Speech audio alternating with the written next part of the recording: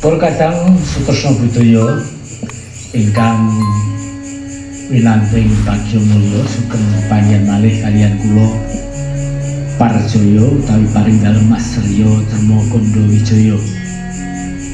Ing dalem menika kula badhe dudah-dudah utawi ngrembak bab ringgit kayong. Ing dalem menika badhe ngaturaken satriraman kemawon rumiyin amargi menawi ngrembak kayong ngantos dumugi makna filsafatipun menika mbetahaken wekdal ingkang dangu. Kamangka menika nembe nyobi kemawon mbok bilih kawruh sapala menika wonten paedahipun utawi wonten manfaatipun tumrap lestarining budaya ing pangkah para generasi saged metik nilai-nilai kearifan lokal utawi nilai-nilai pendidikan ingkang pinanggih wonten ing ringgit mliginipun kayon. Para kadang ringgit menika dipun wastani kayon amargi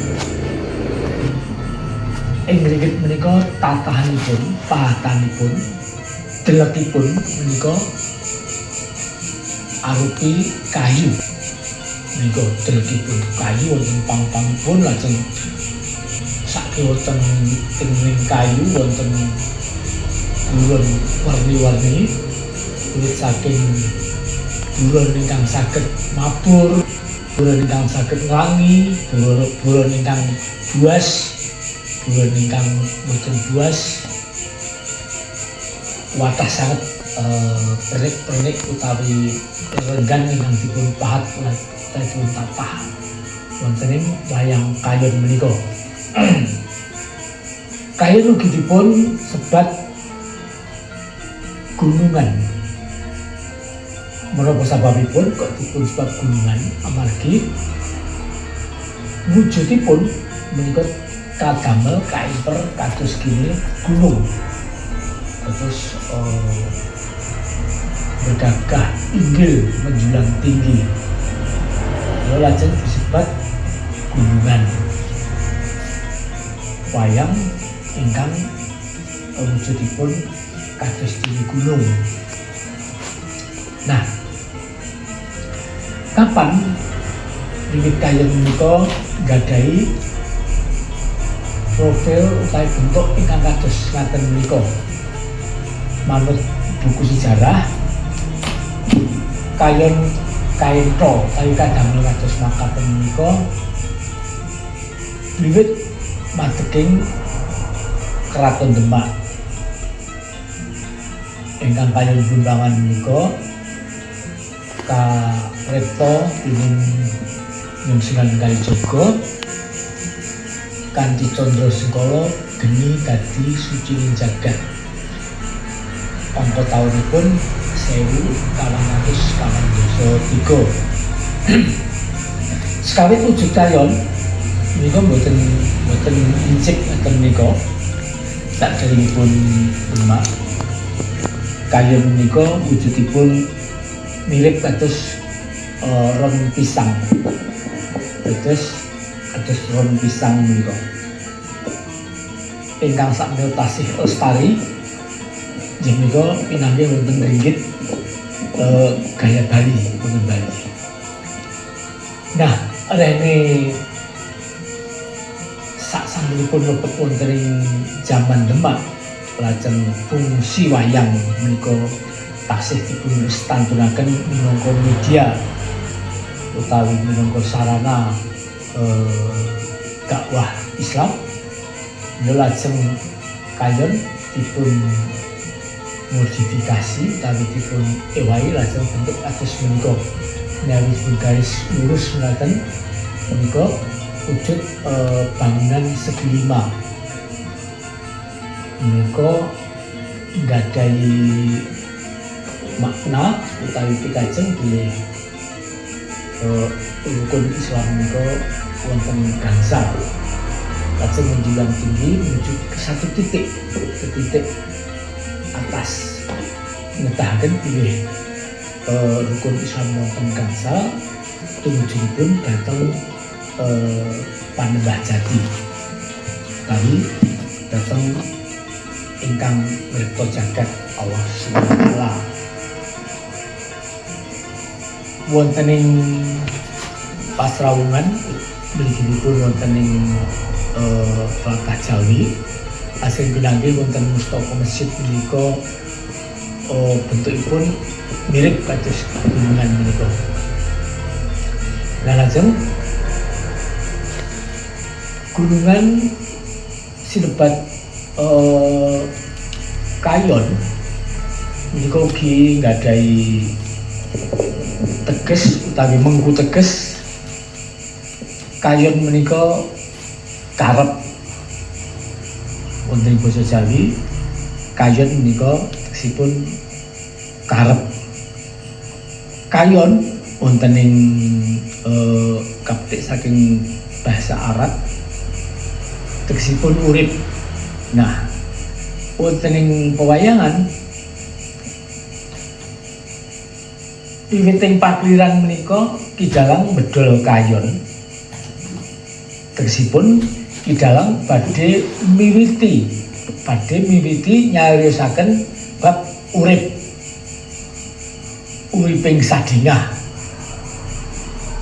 inggih uriping manungsa, inggih gesanging sato kewan, inggih gesanging titah ingkang boten kasat mata. Amargi manut kapitadosan bilih Kang Mukas menika ngripta umat utawi titah ingkang kasat netra ugi boten kasat netra. Lah ing mriku dalam nyarisaken sedaya gesang menika. Lah gesang tentu kemawon gadah karep lan gesang tentu kemawon ngrembaka wiwit saking gesang setunggal dados kalih dados sekawan dados 8 dados 16 dados 3 dosa kalih swidak sekawan ngantos ngebaki jagat. Mula lajeng Kidalang bedol kayon sasampunipun dodo kotak gending nunggal dalang bedol kayon dipun geteraken amargi pilajengipun gesang menika geter. Buktinipun tiyang menika menawi tasih gesang najan tilem temtu kemawon tetep obah. Getering jantung keteking jantung menika tetep obah. Mula lajeng dipun bedol dipun geteraken terus dipun caketaken lampu ngaten. Nah, ngantos pewayanganipun kayon menika ngebaki jagat ingkang kainra wujuding kelir menika ibaratipun jagat. Dados saking menawi cariyos wonten ing pewayangan menika wiwit Kanjeng Nabi Adam lajeng Palakrama Babu Hawa ngemboko ngantos ngebaki jagat menika. Lajeng wangsul mriki dipun lorot andhap Kidalang menika ngurus kayon wiwit ngandhap saking mriki becet pucukipun gesipun menika Kidalang badhe nyariosaken gesang ingkang kula aturaken, gesanging manungsa, gesanging sato, gesanging sadingah kalebet gesangipun ingkang boten kasat tinggal kalebet gesanging para jin setan lan para dewa-dewa. Sasampunipun menika lajeng naik gagrag Kang Soekarto niku wonten titik tengah menika. Dan lajeng damel pindhang titik wis tunggal kalih 3. Wonten mriki lajeng puter dipun tajepaken wonten tembok ngandhap sisih tengen jejak. Menika genteng jalingipun kaliyan tegesipun urip ngrembaka, urip gadah karep utawi pikajengan ngantos saklajengipun lajeng wujudipun gunungan menika wonten pojok menika gangsal pojok sampun kula aturaken kala wau ingkang teges hukum Islam amargi jaman Demak dipurwakani syiar agami kalebet ngangge media utawi sarana ringgit. Lalu saderengipun sampun wonten ringgit, sampun dados pendarah daging tumrap salakaning Pulo Jawi mliginipun. Mila wicaksananipun Sang Purwali budaya ingkang sampun dipun tresnani dening para penggemar utawi para pendukungipun niku boten dipun ijalaken nanging kepara malah dipun wuwuhaken, dipun tambah, dipun renggo ngantos dumugi sepriki menika. Nah, pahatan kayon menika werni-werni. Wonten kayon blumbangan, wonten ingkang kayon gapuran, lajeng werni-werni malah wonten ing jaman sakmenika dalam perkembangan menika wonten wayang klowong utawi wayang kayon ingkang tengahipun menika dipun bedah, dipun plong.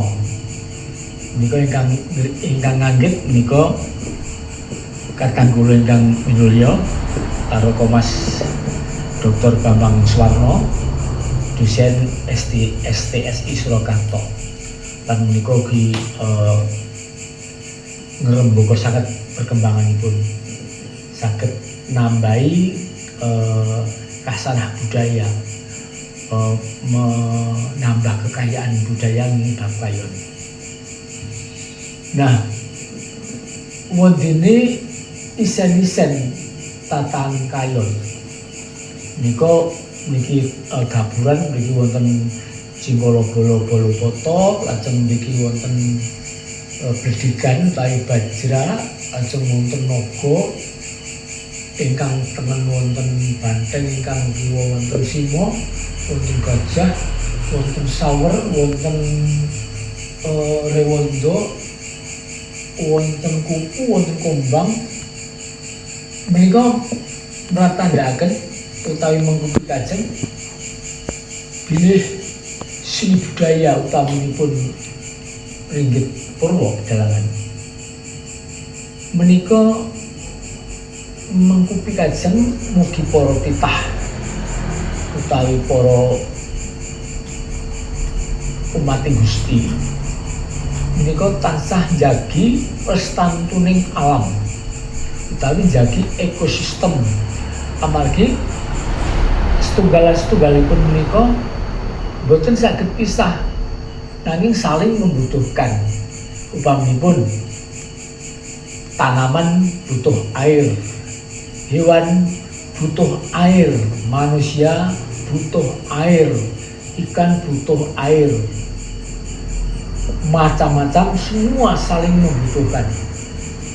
Mila pendidikan yang tersirat di situ, pesan kearifan lokalnya, kita semua kula lan sami mugi tansah jagi lingkungan, jagi lestantunipun alam.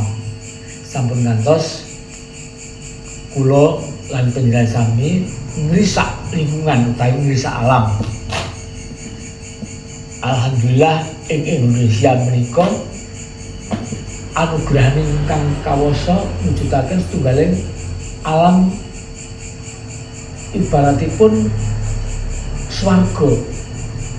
Mila mboten jeneng mungkal pur kadang manca negara menika iri sangat datang Indonesia.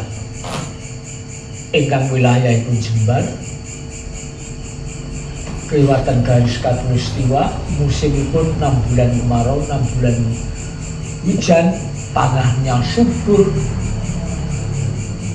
Lah, menawi dipun risah, menika jalari bahaya bencana werni-werni, saged tanah longsor, saged kekeringan, saged werni-werni kula lajeng wonten ing kaliyan menika pitedahipun menika supados kula lan panjenengan sami jagi lestarining alam salajengipun isen-isening pahatan kayon wiwit saking dasar ngantos dumugi pucuk menika filosofinipun inggih sanget utawi lebih sanget wonten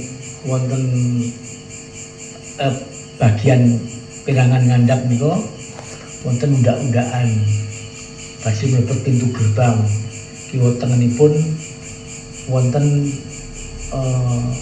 raseksa kalih ingkang njagi pintu gerbang niku ibaratipun badhe mlebet wonten ing alam kelanjengan ngaten Sang Sukma langgeng menika dipun tanggap utawi dipun takoni dening penjaga gerbang menika